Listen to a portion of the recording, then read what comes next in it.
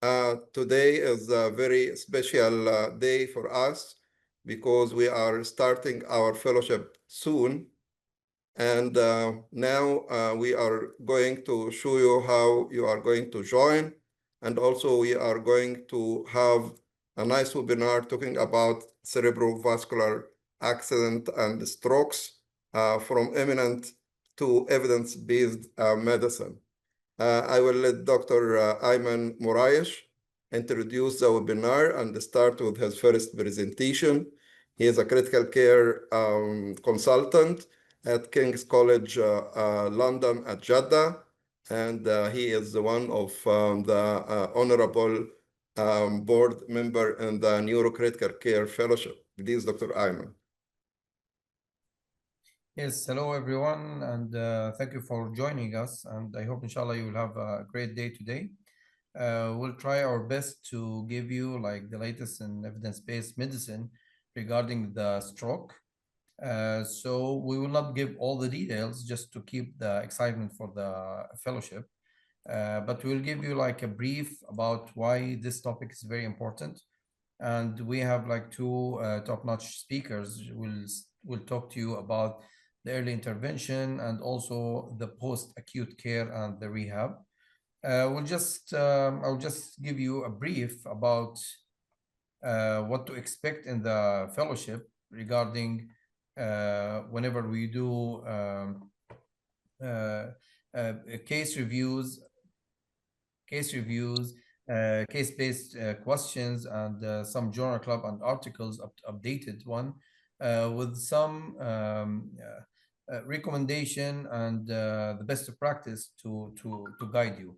So for the advanced cerebrovascular stroke care, we dedicated a full module to take care of this big topic and very important topic, and it will be lasting for almost 3 months. So we'll just talk quickly about what's objective today. I will just go through it quickly. So the latest review in the neurocritical and to be more specific in the stroke care, it was between review all the articles between 23 and 2025 guideline applicable. Mainly they focus on the tertiary hospitals. So how to improve the outcome in the tertiary hospitals setting. So the main recommendation was they focus mainly on the early detection and the management. There's also a big chapter regarding acute intervention and the ICU care optimization. And this part, Dr. Hamzah Saei will talk about the acute intervention and the new updated guidelines regarding this part. And this is one of the part that you will see like in the throughout the years, it's improving in a very fast paced. Later on, we'll speak a little bit about the stroke unit and how to optimize the ICU stays. And then system level recommendation for tertiary centers, mainly how to design a pathway or how to design a stroke unit in your hospital. And we'll end up with talking about the rehabilitation and the recovery. Dr. Ayman, progress your slides, please. Yes.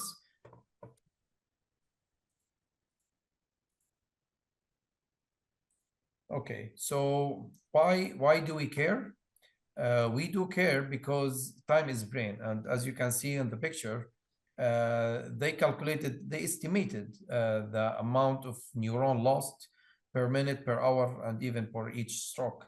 And you can see the most important number in this slide is the accelerated aging. So per minute, the aging average is like 3 weeks. Every hour, you are aging like around 3.6 year, and actually, and I think as you all seen before, like with each stroke, patients they are losing big part of their daily function. So what can we do? All the recommendation nowadays, they focus on the rapid triaging, stroke code activation. Why it's very important?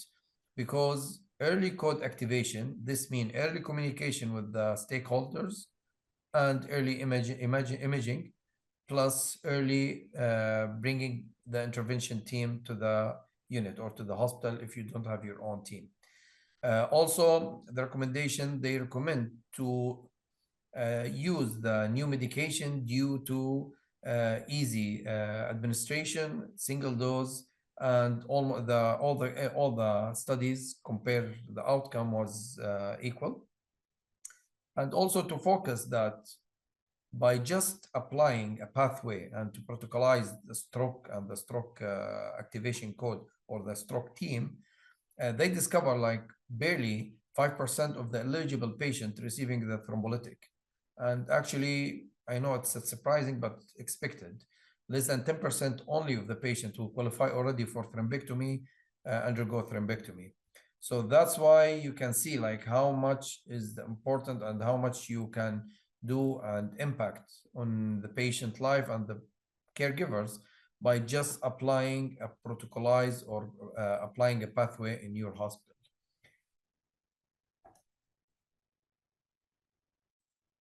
So what's the recommendation? This one will be discussed in details by Dr. Saei regarding what's the reason or what's the optimization happening these days. They increased the time window for the endovascular thrombectomy. They are recommending more or recommend against over treating the blood pressure and all this cut point and one size fit all.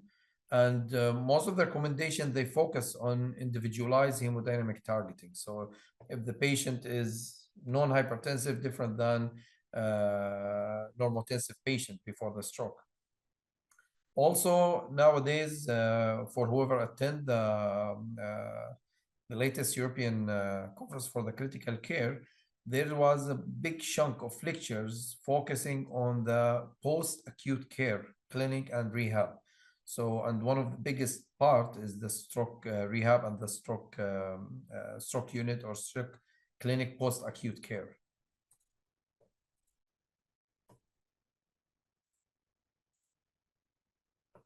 So the stroke clinic and the ICU stay optimization. Why we like to collect or make the people or the staff or the MDT to be collaborated in the unit. One of the recommendation now emphasized by most of the agencies that early mobilization, it should be started within 24 hours, maximum 48 hours from the stroke, whenever it's possible. The MDT round, usually by the neurology, by the rehab, nursing, and the case management, and delirium prevention, swallowing assessment, and early enteral nutrition as soon as possible, whenever it's feasible. Standardizing the protocol for blood pressure, again, most of the recommendation is to individualize it according to the patient, but to have a protocol. Plus, as you all know, the glucose and the temperature control, just to improve and to protect the brain.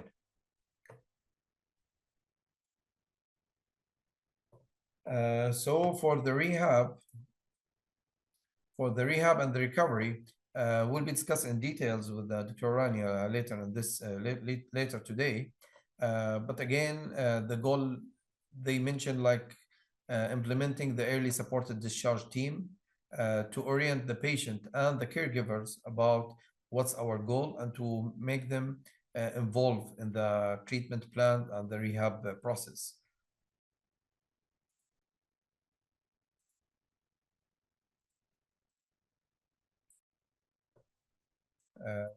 Okay. So also using the telemedicine and the post-acute care clinic, some people like mentioning using robotic and brain computerized or brain computer to enhance the neuroplasticity. If you're not familiar with this term, neuroplasticity is like the memory or the muscle memory. So whenever like if we can use the computer based to focus this one on the patient. And if you can see also, these are the recommendation to involve the patient and also the caregiver in the optimizing of the care after the acute stroke. Mainly the patient can check and they can review and decide which part they are more important in their life, similar to like, as we can see, cognitive impairment or only swallowing or incontinence. The problem with the most of our practice is we are focusing only on the muscle weakness, although impacting of the mood and the depression after the stroke might be more debilitating for the patient than the weakness. Also, what's the role of the MDT? Again, it depends on the area you are practicing and the hospital. Some hospital they have a neuro rehabilitation unit. Few hospitals, even in the kingdom, they have specialist stroke team, and this is the new practice, the early supported discharge team, to be able to help the patient upon discharge with the machine and the practice at home. Also, therapy that might be continue after discharging the patient and even starting from the ICU, eating and drinking by himself, start to walk, improve the balance. Again, all these should be discussed with the patient and the caregivers to know exactly which one is a priority for the patient. From our point of view, we prefer to do everything, but the patient himself, we will not be able to focus on all, but he need to put a priority so we can focus and concentrate all the resources to fulfill his priority and his idea of recovery. One of the most important thing also we managed, and you can see it will be reflected on the patient and the patient relative or the caregivers, is to be able to train the family member and the caregiver of how using the equipment, starting from the ICU or the inpatient or the unit, stroke unit, to be able and to feel comfortable whenever they go home, and also to give them some pamphlet or like contact so they can communicate or they can connect with anyone for troubleshooting or if there's any problem happen with the patient. So what's important of system level recommendation is to establish the stroke pathway. And as we mentioned before, it's consists of, as you can see, it's always starting with the pre-hospital. So pre-hospital, again, it depends on which country you are practicing, but many of the countries now implement like pre-hospital care, even training the ambulance and the EMS to be able to detect and to diagnose on spot that this patient is having a stroke or not, and to start with the ABC of the patient and start the early treatment. And one of the key point here is to be able to alert the hospital that the patient is coming. In the hospital, as you can see or know that communication, as we mentioned before, communication with the team and post-discharge, just to continue our management. Just quickly, because we need to start our lecture. So with the systemic review, it was happened a couple of years ago. They just compare the outcome whenever they protocolize the stroke care. So as you can see, and it was actually like surprising for most of the neuro and neuro related staff, that almost 70% of the increase was for the reperfusion therapy, either thrombectomy or thrombolytic, once they protocolize the stroke approach or the stroke care. Almost 50% improved the clinical prognosis, 25% was reduced in the hospital length of stay. Mainly, they show the better coordination between the ER and the neurology up to the rehab team, and enhance in the timely decision making, mainly affecting the early involvement of the neuro intervention team. So these are the recommendations. I will just let you review it or like see it a little bit. As you can see, all these recommendations, point of view, you can see the source guidelines. It was almost approved by most of the society all over the world. So now I will stop my presentation. I would like to just introduce our colleague and our friend, Dr. Hamzah Saei.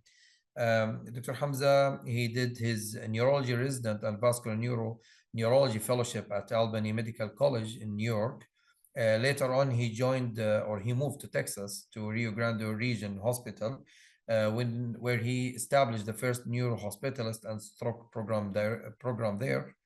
Later on, this program achieved primary stroke center, earned the top tier recognition from the American Heart Association and the American Stroke Association up to 2025.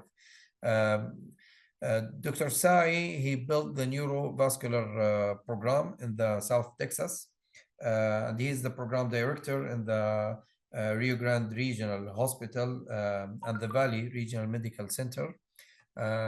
Without further ado, Dr. Saei, the mic is yours. Thank you very much, Dr. Ayman Morish, and thank you everyone for attending. It's a great pleasure to be with you today. We have a presentation that I had pre-recorded just in case we are during business hours here in the US, and I am on call. So we will play the video. I hope the audio is audible. If not, we can do it live again. But just in case I do need to step out for any emergencies, the video should suffice. And God willing, I will be available for questions if you have any after the presentation.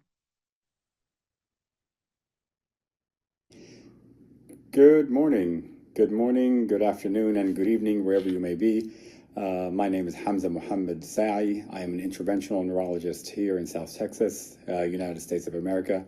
I wanted to thank the organizers for allowing me this wonderful privilege and opportunity to speak to you today. For the sake of time, I will try to go through these slides rather quickly to allow the rest of my respected colleagues to go through their slides as well. So this topic is very near and dear to my heart, titled The Evolving Landscape of Acute Ischemic Stroke Treatment. Some of the objectives that we'll try to target today. As you all already know, ischemic stroke comes in ischemic and hemorrhagic, with the vast majority being ischemic, over 85%.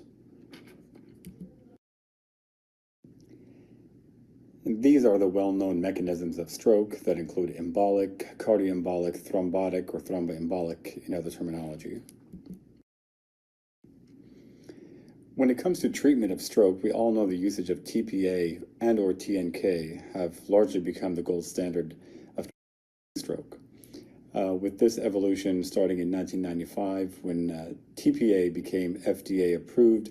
FDA is the organizing body here in the United States that approves treatment therapies and modalities in the United States.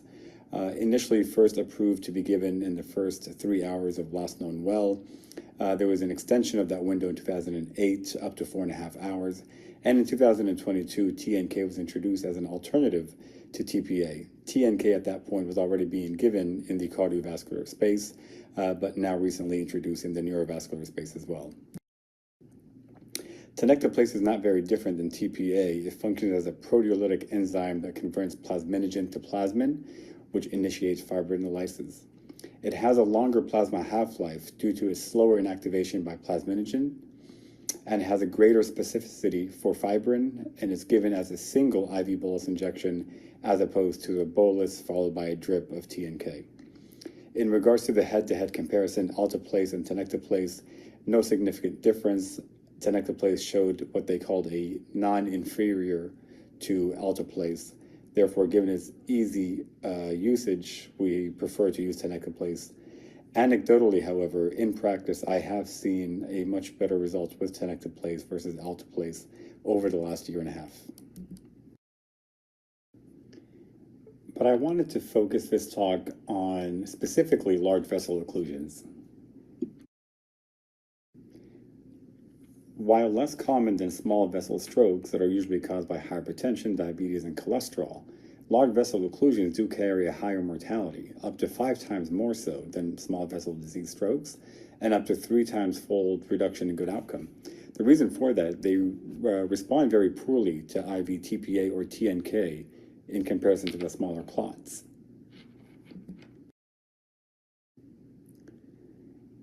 And the proof in that is when it comes to a study that looked at the size of the clot, they found in this graph, you see the y-axis demonstrating the probability of recanalization and the x-axis showing the length of the clot. With the smaller the clot, the more likely it is to recanalize with IV TPA or TNK alone, and as the larger clot becomes, it is less likely to respond to intravenous thrombolytics. And this will correlate clinically, as patients will do much better, as you can see, when the artery does recanalize versus those that don't. Modified Rankin score, which is a measure of good functional independence, achieved significantly higher in the patients that do recanalize versus those that don't. So how do we achieve clinical independence and good functional outcome if the clot is not dissolved or revascularized by TNK or TPA alone? At which point we bring in the endovascular field for that. And this talk is going to focus primarily on LVOs, as I mentioned before, and endovascular treatment options. And as you all know, the field really began not too long ago with the first generation revascularization devices called the Mercy, followed by aspiration catheters and stent retrievers that really have improved over a period of time. But with anything else, as you know, anything new needs to have clinical evidence. So the clinical evidence of large vessel occlusion was not very promising in the beginning. In 2013, the first study that showed did not demonstrate any significant difference or improvement in patients that got device-treated endovascular therapy versus IV TPA alone, with the rate being very comparable at 30 to 45% versus 30 to 40% of IV TPA. And the question was, while in theory we know that a mechanical device retrieving the clot, revascularizing, should have a better overall outcome, why did that not translate clinically? So those trials that were recalled negative, what could we have done to make them better? Was the imaging quality or the large vessel occlusion not detected appropriately? Were we trying to reperfuse tissue that was already dead by not obtaining adequate CT or MR perfusion? Were the stent retrievers being used, were they of poor quality? And how about the evolution of system of care? Were we applying the perfect best practice to achieve and treat the patients that were deemed to be the best candidates for such procedure? All these questions were asked and the trials were redone all. So the first and foremost, stent retriever technology has improved over time and it continues to improve and evolve. To give you an example of one case that we can kind of focus on together, we have a 68-year-old woman with atrial fibrillation. She has aphasia and right-sided weakness. You suspect it's a left MCA stroke. She was treated with IV TPA at an outside hospital, 4 hours from the last known well. She was transferred with persistent symptoms to your facility at 7 hours despite the IV TPA. You get additional imaging and you see one on the CAT scan on the upper corner, you can see what we call a hyperdense sign, that there's likely a clot in that M1. Before taking any patient to the cath lab or the hybrid OR or wherever you have the patient for thrombectomy, every possible scenario has to be envisioned, has to be thought of, and has to be discussed with the patient and their families. If the patient's not awake, obviously, then their families. But at first, you have the first CT scan here to your left, a normal-looking CT scan. So one option is that you are successful in your procedure and the patient has a very good-looking CT scan, good outcome. The other option is the patient may not do well and you may not be able to recanalize and the patient will have a devastating stroke. The third option is something may happen where you may have a reperfusion injury and or perforation of the artery and cause a devastating intracranial hemorrhage. All these risks have to be considered before taking any patient to the cath lab. You perform what we call a perfusion scan on this patient and you see very viable tissue with an increased mean transient time, which is the blue area on that CAT scan above, showing very slow oxygen perfusion to the left MCA territory. You take the patient to the cath lab, you do your first run, you see what we call a carotid T occlusion. That's at the carotid terminus. You go in with your aspiration catheter and your stent retriever. You deploy your stent retriever in the area where you suspect the clot to be. You let it sit there for a few minutes to try to adhere to the actual stent. You withdraw, do another run, and you see what we call a TK3, complete recanalization of that artery. Another example of a 79-year-old male with atrial fibrillation comes in with double vision, right-sided weakness, progressive decline in mental status. 5 hours into his symptoms, he's deemed not to be a candidate for IV TPA or TNK. You get a CT scan of his brain and it's found normal. You do a CT angiogram and you see a distal basilar artery occlusion, which can be quite devastating, as you all know. You do your run, you find that poor diffusion of contrast in that basilar artery, you perform a thrombectomy, and you're able to retrieve. So in 2015, the landmark studies that came out include Mr. Clean. Mr. Clean stood for the results of a multi-center randomized clinical trial of endovascular treatment for acute ischemic stroke in the Netherlands. And I don't want to go into complete detail for time's sake for all these studies, but you can go back and look at these. But the bottom line is that they were control who got basic standard therapy of IV TPA alone versus patients who got intra-arterial treatment with IA thrombolysis and or mechanical thrombectomy or both. And they were randomized to half control, half intervention for the most part. Patient demographics and characteristics were incredibly similar.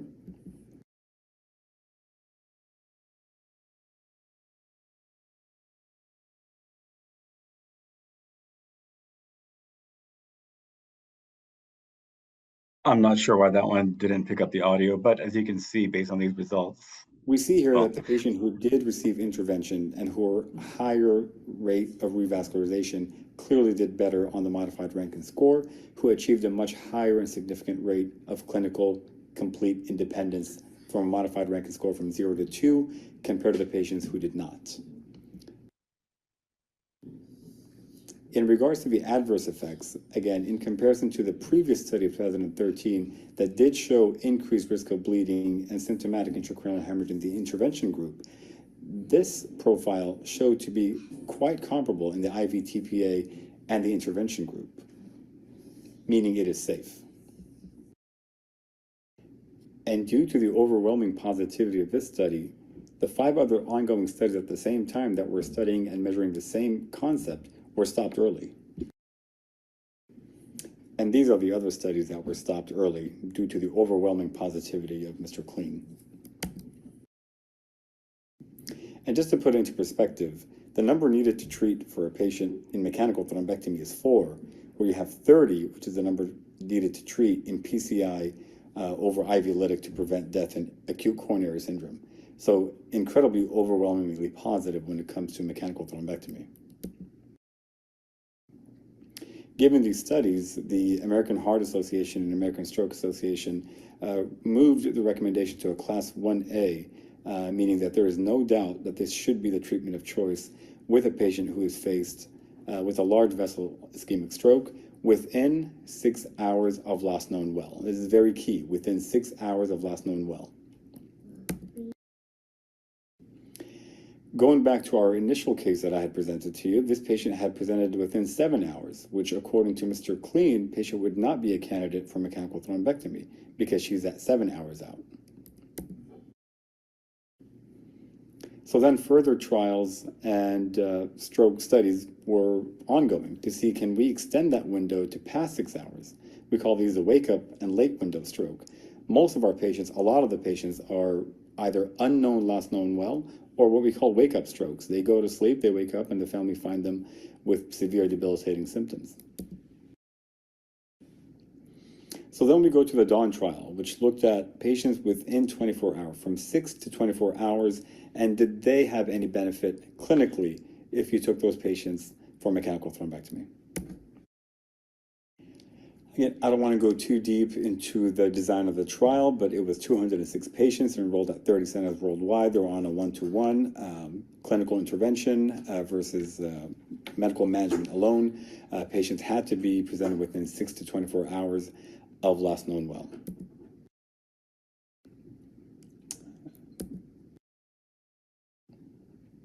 Again, the patient demographics were quite comparable. And again, all this information you can go back and review. And the results were overwhelming yet again. Patients within 24 hours showed a significant improvement in overall function and they reached an MRS of 0 to 2 at a much higher rate than the patients who did not receive intervention and received medical management alone. But when we subdivide the patients who were treated in the first half of the 24 hours, we found that they did significantly better than those treated in the next 12 hours, which is a concept we all know, that earlier you treat, the better the outcome. But overall, when you compare those that did receive treatment versus those who did not, the mechanical thrombectomy group did do significantly better than those who got medical management alone. So in other words, time is brain. And in regards to the progression of stroke, we all know that the stroke continues to progress within up to the first 72 hours after a stroke, which is why we know that over 2 million brain cells die each minute that a stroke goes untreated. But when you have a mechanical thrombectomy procedure successful and done, you find that the progression of stroke is significantly less than that when not.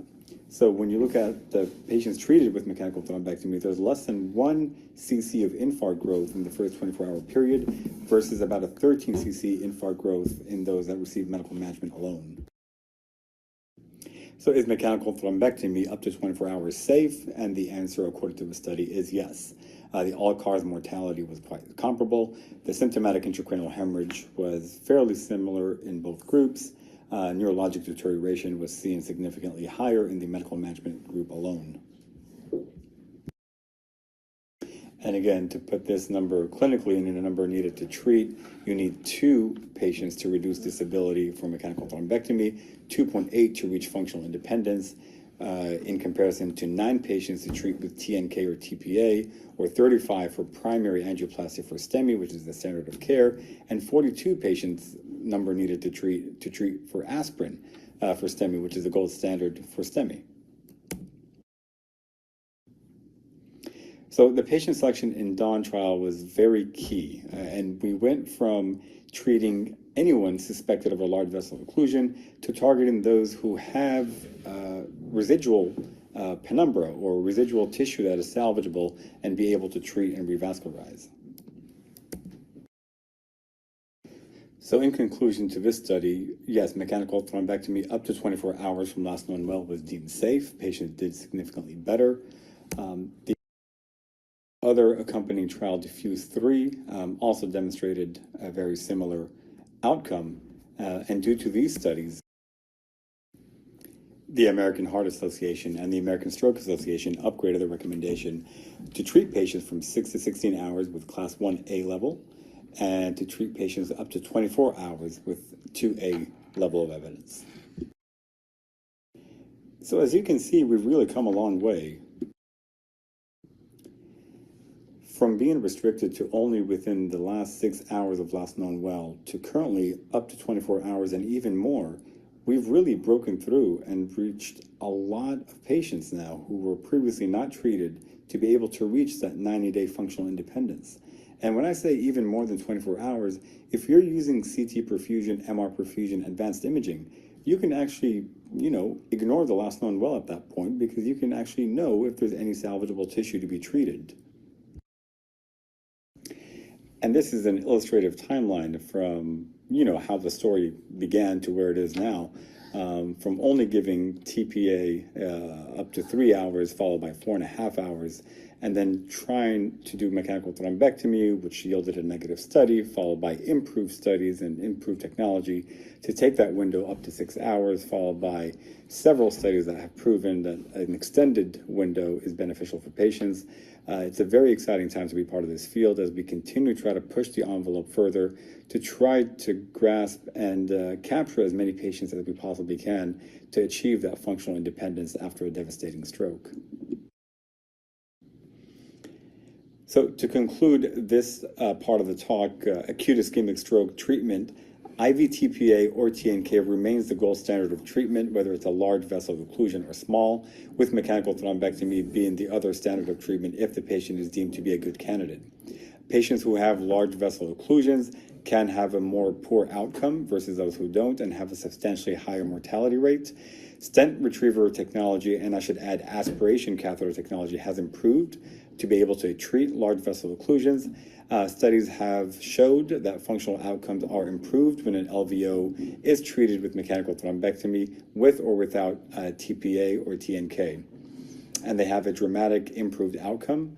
And the standard of care for a confirmed LVO is IV TPA, as I mentioned, with mechanical thrombectomy if possible. Now, before I conclude, I know I talked about this being a very exciting field, and we are continuing to expand the field and to try to, push the boundaries a little bit further.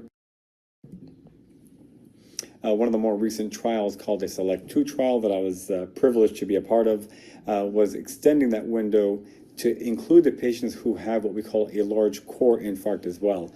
Previously, patients who had a large core infarct, meaning already a large area of dead tissue, they were not deemed candidates for mechanical thrombectomy and they were left alone. Design of this study, again, you can go back and look. Core volume had to be at least 50 milliliters on computated tomography, and patients were assessed on a 1-to-1 ratio, endovascular plus medical management alone, and we measured the modified Rankin score at 90 days. And the patient demographics were quite similar and comparable for both groups. And we found that there was an increased functional independence at 90 days when you compared the endovascular group versus the medical care alone. There was a slightly increased risk in vascular injury, but given the trade-off, and I say this very casually, if the patient has a large core infarct, the result is going to be devastating. How much worse can we make it? So that is sometimes my argument for patients' families when they do arrive with a substantial large core infarct. I will say very clearly and comfortably that it is a case-by-case basis. It may not be, of value to take a patient, 97, 98-year-old, who has a large core infarct at that point to try to receive any kind of functional benefit. So just keeping that in mind, at this point, we are treating patients who have a large core infarction as well, with an unknown last known well. So again, the patient pool has increased, and all in the sense of trying to improve the overall functional independence and patient outcome.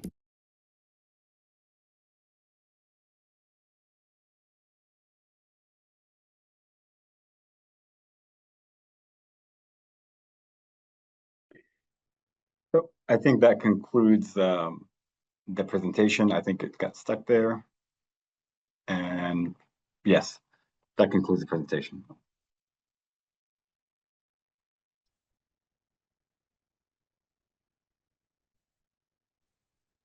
If there are we doing questions now, or are we going to do questions towards the end? The question will be at the end. I think now it's the time for Dr. Fadel to introduce Dr. Raniah, our second speaker. Thank you, Dr. Amr. Thank you, Dr. Hamzah, for your comprehensive lecture. Now let's introduce Dr. Raniah AlSaadi. She is an assistant professor and a senior speech language pathologist specializing in the assessment of swallowing, voice, and cognitive disorders in the adult with complex medical conditions. She earned her medical master degree from MGH Institute in Boston, her PhD from Northwestern University in 2024, drawing on extensive clinical experience at leading U.S. medical center.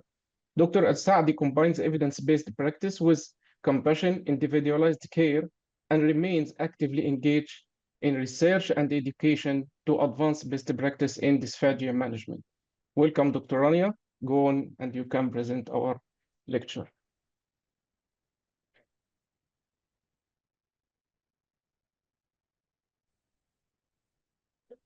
You are mute, Dr. Raniah. Can you unmute yourself, please? Okay, can you hear me? Yes, excellent. Okay, so hi everyone. Thank you so much for this kind invitation to present at the World Institute of Critical Care and Emergency Medicine. And as Dr. Fadel mentioned, my name is Raniah AlSaadi, and I'm a senior speech language pathologist at King's College Hospital, London, in Jeddah. And today the presentation will focus on speech pathology across the stroke care spectrum, with a specific focus on dysphagia or swallowing disorders assessment and management.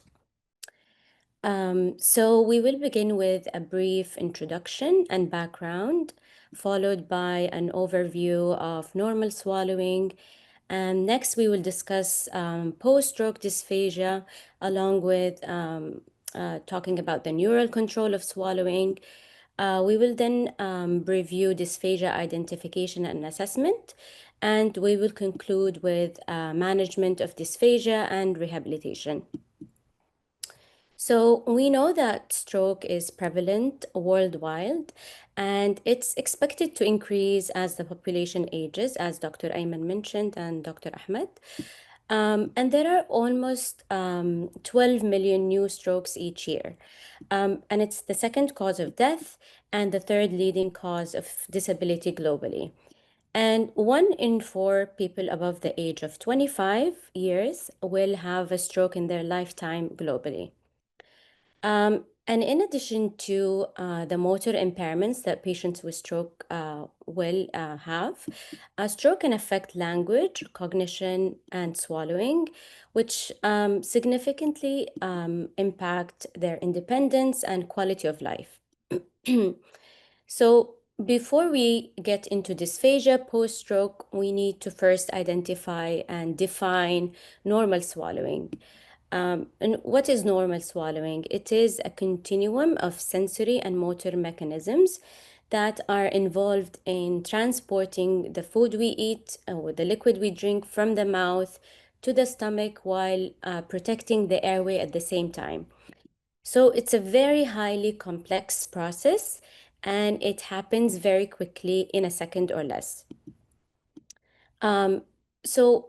When this normal swallowing that we don't think about is disrupted due to a neurological disease, stroke, or other disease processes, then dysphagia occurs, which is an impairment in swallowing anywhere along the swallowing continuum, from the mouth, as we see here, the oral phase, all the way to the stomach. And dysphagia can be symptoms that are reported by the patient himself. It can be clinical signs of swallowing difficulties that we observe, or it can be observations of impaired swallowing physiology or airway invasion that we can actually see in instrumental assessments. And dysphagia is associated with significant clinical implication and complications, such as dehydration, malnutrition, aspiration pneumonia, and negative effects on quality of life. And stroke is the leading neurological cause of dysphagia, which not only brings adverse clinical outcomes, but also greatly affects the quality of life of these patients, as I keep mentioning. And swallowing has the highest incidence with a prevalence of post-stroke dysphagia up to 78% of these patients. And this is highest when we, or the highest percentage when we compare it to impairment in the extremities or motor impairment and language impairment in stroke patients. And most patients, or some patients, a good percentage of patients, may have this dysphagia or difficulty swallowing resolve spontaneously within the first 2 weeks after stroke. And while some, or like a good percentage of patients, can recover spontaneously, research shows that about 50% might have dysphagia after 6 months, and about 20% will have severe dysphagia, and 26% will have aspiration, and 12% will have silent aspiration, which is worse than just aspiration. And a good question now is that why is dysphagia highly prevalent and common post-stroke? For many reasons, and because of the physiology of swallowing is very complex. There are about 55 pairs of muscles that are involved in this simple act of swallowing, in addition to a very complex neural control. And it does require the coordination of multiple body systems, such as the respiratory system. So when we swallow, we need to inhibit our breathing so we can the food can pass without being aspirated or without going into the airway. And also swallowing is controlled by a broad bilateral neural control in the brain. It spans from the brainstem to subcortical and cortical brain structures. So that's why many different stroke lesion locations can lead to dysphagia. And it's not just that patients with brainstem strokes that will have dysphagia. It can be patients with just pure cortical or subcortical brain lesions. And different studies have reported common or most common areas or regions in the brain for post-stroke dysphagia, such as the medulla, pons, the basal ganglia, internal capsule, the primary motor cortex, and primary sensory area, and other areas, but these are the most commonly mentioned areas in the literature. There are some studies also that suggest that patient or the likelihood that right hemispheric stroke will result in a high frequency of dysphagia compared to left hemispheric strokes. And also that bilateral brain lesions will have poorer prognosis than patients with just a unilateral stroke lesion. And in the literature, there is no agreed upon relationship between lesion location and the recovery of swallowing after stroke. And in the past 10 years, the research on post-stroke dysphagia specifically have focused on predicting what patient characteristics are associated with higher risk of developing dysphagia, particularly in the acute and subacute phases. And some of the independent predictors that they found included like a patient, if the patient was older in age, and if the patient had higher NIHSS scale or greater MRS, the modified ranking scale, as mentioned by in the presentation prior. Also, the lesion location had also specific predictors that patients, depending on the lesion location, patients might have a dysphagia compared to others. And also the presence of a voice disorder or what we call dysphonia, and also the presence of a cognitive impairment or if the patient have dementia. So these predictors indicate that patients might have post-stroke dysphagia. In a study that looked at outcomes in hospitalized inpatient post-stroke with dysphagia compared to those without dysphagia, they found that dysphagia was the primary contributing factor for increasing length of hospital stay, an increased cost of medical and hospital care, and increased in mortality rate. So now we established that post-stroke dysphagia is highly prevalent, and therefore the identification or actually early identification of dysphagia and the aspiration risk is very critical in these patients. So once there is a patient who is admitted with a stroke, typically, the speech pathologist, if there is a speech pathologist in the hospital, is consulted. Then a swallowing screening is then done. And if warranted, then we will do a clinical bedside assessment or evaluation. And if further evaluation is needed, then we will do an instrumental assessment. I will walk through each one in the next coming slides. And then this is like an important piece. So after we gather the information about the patient from assessment and all of this information, then we can use this information to guide the management and the treatment afterwards. So first, we will start with the first step of assessment, which is screening. And according to the American Heart Association and the American Stroke Association guidelines, that any patient or all patients admitted with a concern for stroke must have a swallow screen before taking anything by mouth. That includes medication. And these swallowing screenings are typically recommended within the first 24 to 48 hours of admission post-stroke. These are very quick pass and fail tests to identify risk for dysphagia and aspiration.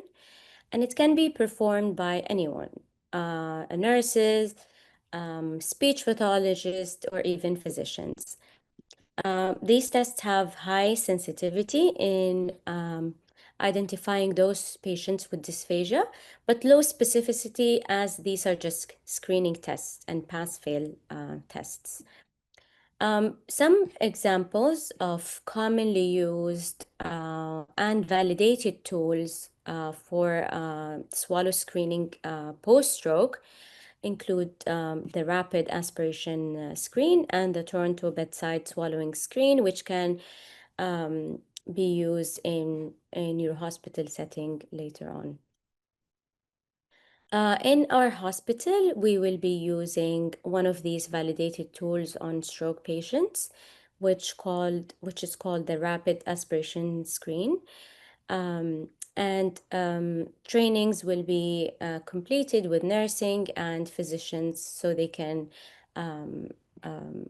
do these tests when needed, when we receive a patient with a stroke. And then if the patient fails the stroke screening, since it's a pass-fail test, then a speech pathologist is usually consulted, or the medical team would refer the patient for suspected dysphagia. And then a clinical bedside swallowing evaluation will be completed, which is more detailed and comprehensive than the quick screening tests. So the goal of these clinical bedside assessment is to determine whether the patient is ready to participate in an instrumental assessment. And a lot of times, the clinical status of the patient does not allow them to participate in the assessment. Either the patient is too lethargic or clinically not stable. So we can tell whether the patient is ready or not during these bedside assessments. We can also get information about whether the patient can eat by mouth, or if we can provide specific diet recommendations, specific diet consistencies, if the patient is doing well. The limitation or the downside of these clinical bedside assessments is that we cannot actually visualize what's happening in the oral cavity, the pharyngeal, laryngeal structures, and functioning. So this is one limitation of these tests. And we cannot objectively assess whether there is residue or food left in the throat or the pharynx, or if there is airway invasion. And if there's airway invasion, how the patient is responding to this airway invasion. So for that reason, we typically need most of the times to do an instrumental assessment to give us more information that we cannot obtain just from doing bedside assessments. And they're typically instrumental assessments are used in addition to clinical assessment. They enable us to objectively assess swallowing function by visualizing all the structures of swallowing. We can determine the nature and severity of the swallowing impairment. If there is a presence or cause of airway invasion, we can assess that. We can also recommend intake, whether that's oral, whether the patient needs tube feeding, and we can also specifically prescribe diet texture that are safer or safest for the patient to consume.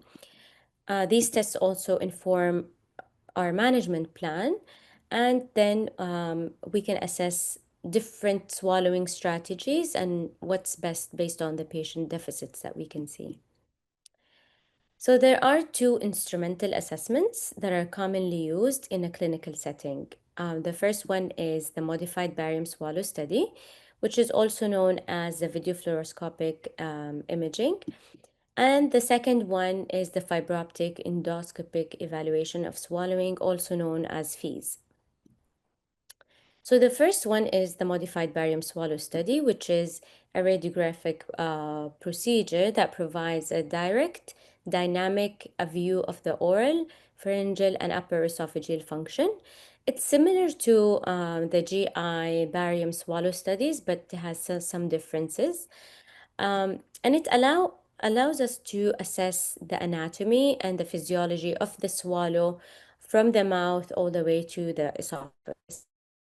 It's usually conducted by a radiologist in the radiology suite and a speech pathologist at the same time.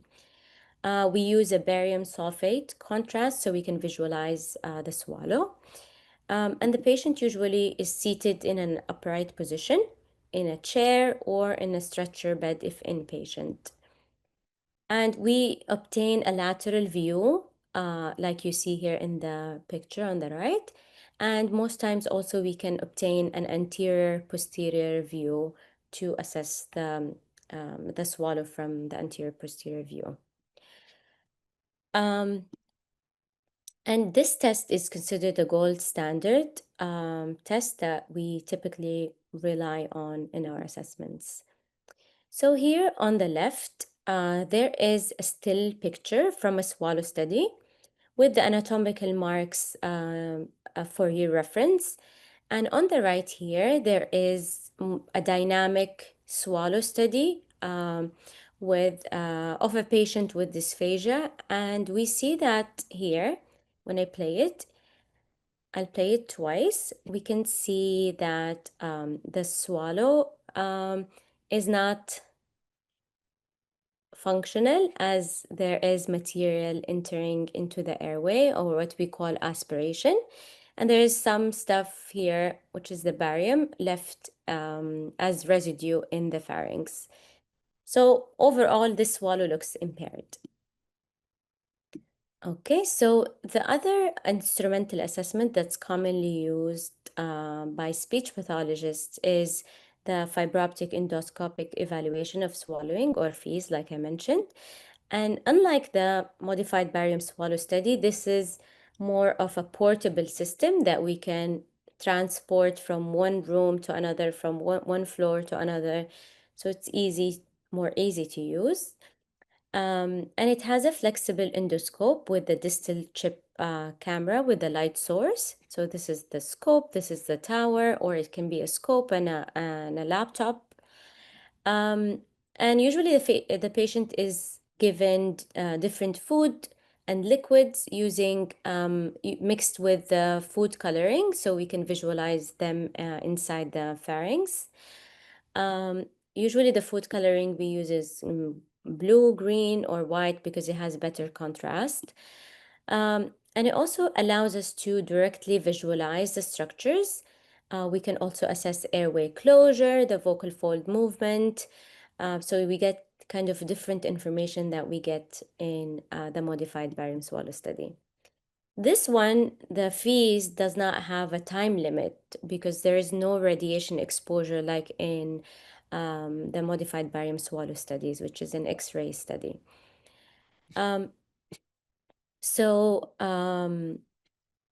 Here, not every patient is appropriate for this kind of assessment because for many reasons, sometimes the patients are unable to cooperate in the exam. Some patients don't like the scope in the nose, so they just like can't tolerate it. Patients with severe movement disorders, or if there's like a recent trauma in the face. So there are some cases that are not appropriate for this test. So this is also an example of the view that we can get from doing the fees. And it's like a bird's eye view, which is different than the lateral view that we get when we do the modified barium swallow studies. So here on the left, there's this still image with the anatomical landmarks for your reference. And also on the right here, it's an actual video of an exam. I'll play it. So during this study, we assess different things. So we assess anatomy, we can assess the symmetry of movement of the structures, the movement of the vocal cords, the airway, we can assess secretion management, swallow reaction time once we give the patient food to swallow, and how the patient is able to clear the food from the pharynx after the swallow, or if there is residue remaining. We can also assess penetration or aspiration, so if material enters the airway. And in this video, we can see that the patient looks like he's doing okay, as there is no evidence of aspiration on this swallow. So when we say aspiration, so anything that enters the airway here. So here, everything is outside of the airway. So the information that we obtain about the patient's swallowing function from the assessments are very important, and it guides our management and treatment planning. So we'll talk a little bit about dysphagia management now. So there are a few concepts that are essential in dysphagia management. And some of these were mentioned in Dr. Ayman's presentation already, but that's good to repeat. So that early intervention is key for recovery. So as soon as possible, or as soon as the patient is medically stable, we should start with the intervention and management in terms of swallowing. And high intensity intervention is associated with better prognosis. So the more we see the patients, the better their outcomes is going to be. And neuroplasticity is induced through exercise, and if the patient is left sitting passively, there will not be improvement. And exercise must be challenging for the patient and must exceed the demand for the specific activity to challenge the muscle. So this is an article that very important in swallowing and dysphagia management, and it talks about integrating the principles of neuroplasticity in dysphagia therapy to improve the rehabilitation strategies and outcomes. And you can refer back to it if you're interested. And in swallowing management or therapy, we usually focus on like three areas or three strategies. So first of all, we can implement compensatory strategies that are used to prevent aspiration. And there are swallowing maneuvers that gives immediate change in physiology. And there are strengthening exercises that strengthen the overall swallowing process and the muscles. I will walk through each one in the next slides. So for compensatory strategies that are used for aspiration preventions, some of these strategies are like postural changes that that the patient can do during the swallow, such as changing their head position during the swallow, or one example is putting their chin down, or doing a head rotation.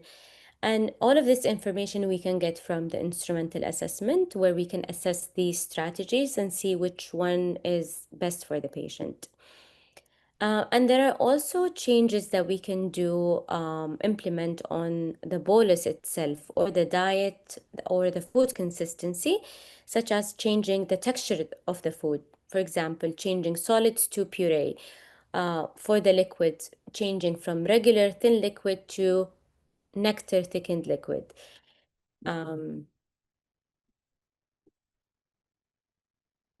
Okay. Also changing the volume of the liquid that's given to the patient. Okay, I know I'm running out of time, but I'll go quickly. Okay, there are some muscle strengthening exercises that provide immediate change in physiology, reduce the residue and air evasion, strengthening the overall swallowing process. Some of these examples are effortful swallows, like asking the patient to swallow as hard as possible, and supraglottic swallow, asking the patient to cough after the swallow.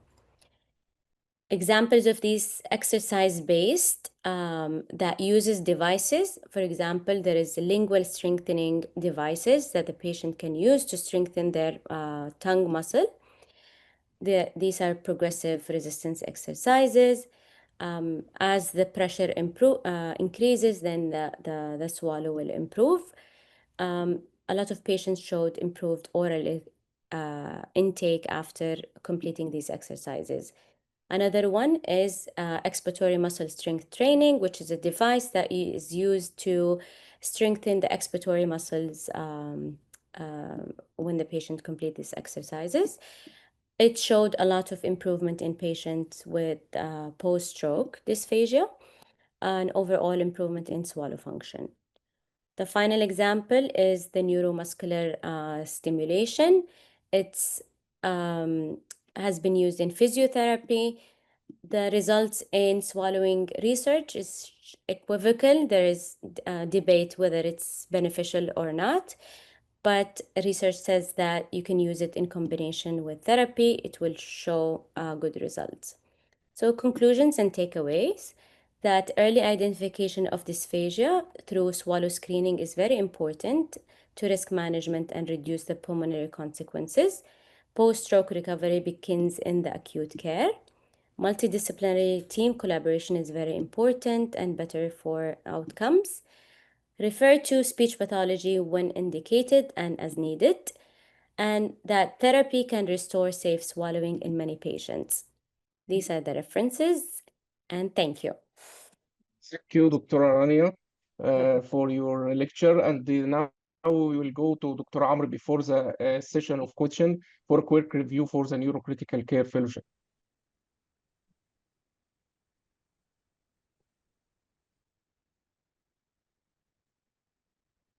Welcome to our Neurocritical Care Fellowship.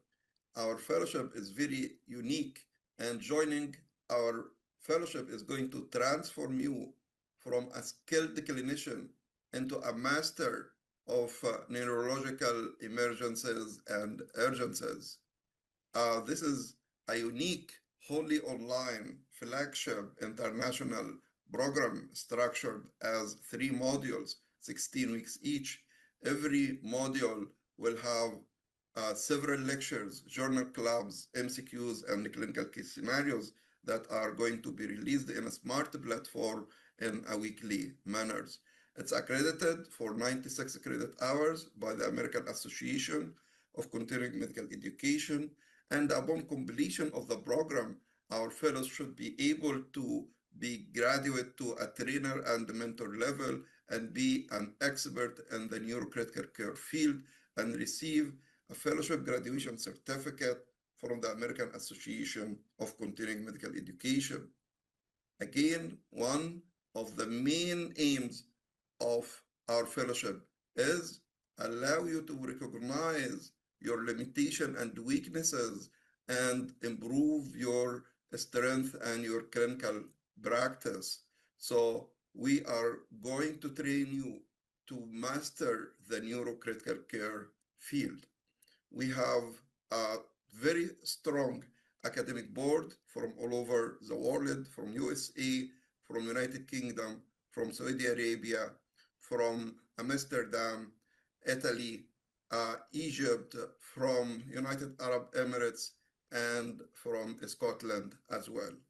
And we know that we have limited retention rate, and our knowledge need to be strengthened through audiovisuals, demonstration, and discussion, and apply this knowledge to our clinical practice to improve our learning curve. So we try to avoid having a lot of lectures or reading, and we try to involve you and engage you in the learning process. So it's mainly a dialogue, not a monologue, and it's a real education, not based on one direction education from the tutor instructors to our fellows. Again, we are using very smart platform. All the scientific materials are released through this platform in a weekly manner, and all of our fellows need to submit their tasks and assignments before the end of each week. And we have quantitative and qualitative assessment tool, not only based on our fellows' scores, but also based on their engagement and their overall performance.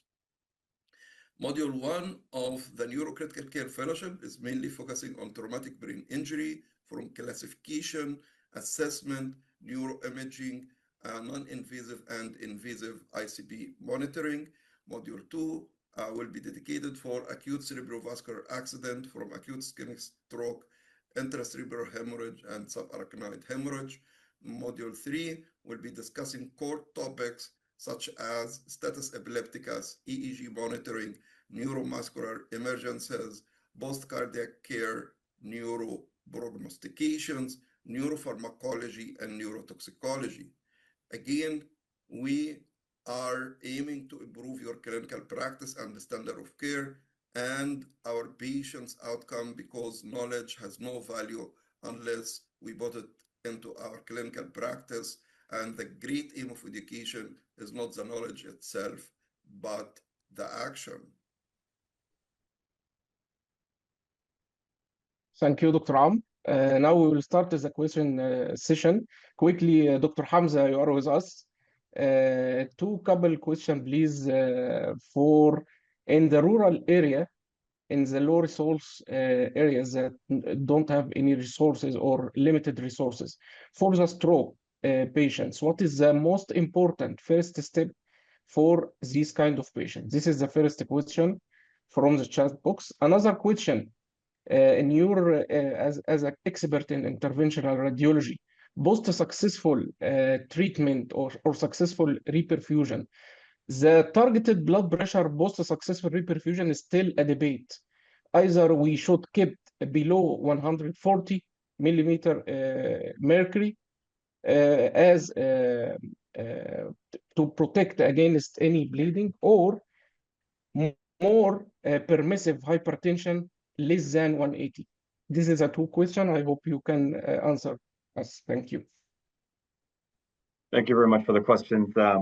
So in regards to the first question, in the areas of we call them lower served areas, I think the most important thing is detection, early detection of stroke symptoms and recognizing what stroke symptoms are. As we discussed earlier in the presentation, in Dr. Ayman's presentation and mine as well, you lose so many brain cells when you're not treating the stroke. So even in areas where mechanical thrombectomy is not available, at least early detection of the stroke symptoms can at least yield to TPA or TNK eligibility, which will increase your chances of some kind of outcome. So I think community detection, community education of recognizing what a stroke symptom looks like to be able to reach appropriate medical care as emergently as possible.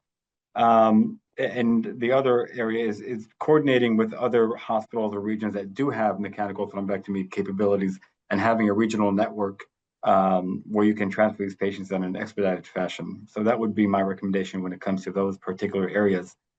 In regards to the other question, it's a very good question regarding post-procedural blood pressure management, because the field is still new and there is some raging debate as to what do you do with the blood pressure. And generally, when you reperfuse and recanalize, you're talking about the penumbra now should be safe and now you're having adequate perfusion. Depending what the core was before, was there a large core, was there a small core? The other important thing that we have to recognize is people who have strokes are not always having very healthy intracranial blood vessels. There will be times where you have a stroke on the left NCA, for example, that you recanalize. And if you don't look at the right, you're going to miss a severe intracranial stenosis. If you drop the blood pressure to lower than 140 and they have critical stenosis on the right, you're causing hyperperfusion on the right as well. So while generally when everything looks fine, all the blood vessels are open, you want to do 140 systolic blood pressure, but you want to look at the rest of the angiogram as well. And so I go back, the simple answer, case by case. Every patient can be a little bit different. So don't throw a blanket statement on everyone has to be less than 140, everybody has to be less than 180.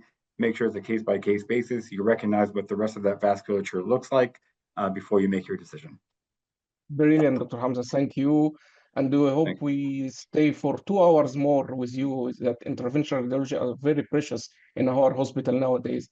Now, the move to Dr. Raniah, we have a lot of questions for you because, post-stroke rehabilitation and assessment of the patient, this is in our ICU. We have a couple of questions regarding the timing of tracheostomy and big tube. Should we, or you have an adopted policy in your institute about delaying for 14 or 21 days that big tube or the tracheostomy? This is the first question regarding the timing. The second question regarding the barium swallow for the assessment. What happens if the patient swallow or have aspirated barium in his lung? Any lung injury? This is from the chat box. Go on, you can ask me. Okay, so regarding the first question about how long can we wait for improvement in swallowing difficulties, and if there is any protocol regarding PEG tube and tracheostomy tube, right? So in this area, if the patient has respiratory problems or acute respiratory distress or anything that they need a tracheostomy tube, then this is usually not our decision. It's usually the respiratory or the ICU team. But in terms of the PEG tube, I can say that it's also a case by case. Not every patient is the same. That's why we like to be involved from the beginning, and we would like to be involved as frequently as possible. So we assess the patient every 2-3 days or every week if they stay in the hospital for that long. But sometimes there is this pressure of we need to discharge the patient even before the 14-day period. So there's this kind of pressure that they want to put the PEG tube as quickly as possible, and we try to push for let's wait and see how the patient does one more time. But there is a study that shows that if the swallowing does not show signs of improvement, if the patient is very severe from the beginning, day 1, day 2, day 3, day 4, they continue to show severe swallowing problems. Also, if their cognition is very impaired, that's not a good sign that they will not be able to apply strategies and participate in rehab. So if they don't show improvement in the first 10 days after stroke, this study says, then the return to swallow may take up to 2 to 3 months. So they might need a PEG tube at that time if they don't show improvement in the first 10 days. Okay. Regarding the barium Yes. So the second one is aspiration of the barium. So when we do the study, we visualize and we see everything. So everything is very controlled, and it's not like the patient that he's aspirating a lot of amount. So once we see aspiration, we try to intervene as soon as possible. We try to minimize it or prevent it. If it happens, it's okay because the amount of barium that we use in the study is not that much. So even the small amount that the patient aspirate, they should be fine. Thank you, Dr. Rania. Now the mic was Dr. Ayman. I think he want to add something. Go on. Thank you so much, Jazakallah khair, Dr. Hamzah and Dr. Rania. We really appreciate this lecture. So again, for the audience, the problem that they are trying to solve nowadays, and they're recommending in most of the societies, that individualized care is the key point. So you can't decide that this patient need to do tracheostomy and the PICC tube early versus this patient we can wait up to 20 plus days. So as thank you so much for Dr. Rania. I'm working with Dr. Rania hand by hand, and our outcome is really significant in the market because we are trying to individualize the care for each patient. And hopefully with this fellowship, that our target is to give you the what do you call, the instruments and the art to be able to design and tailor your management according to the individual, as also mentioned by Dr. Hamzah. Dr. Hamzah, with the intervention neurologists nowadays, they expand the time window for the intervention. So even in the rural area, that you have an access up to 24-hour to be able to transfer your patient to intervention center. And I think this is applicable in most of the countries, that very unlikely that you don't have access within 24-hour transportation to reach a bigger center. So it's just a matter of implement a pathway, establish a pathway, get your approval from the hospital admin that this is our pathway, these are the centers that we can send the patient. So intervention neurologists and radiologists, hopefully they will extend the time window to 2 to 3 days, then we will have no problem.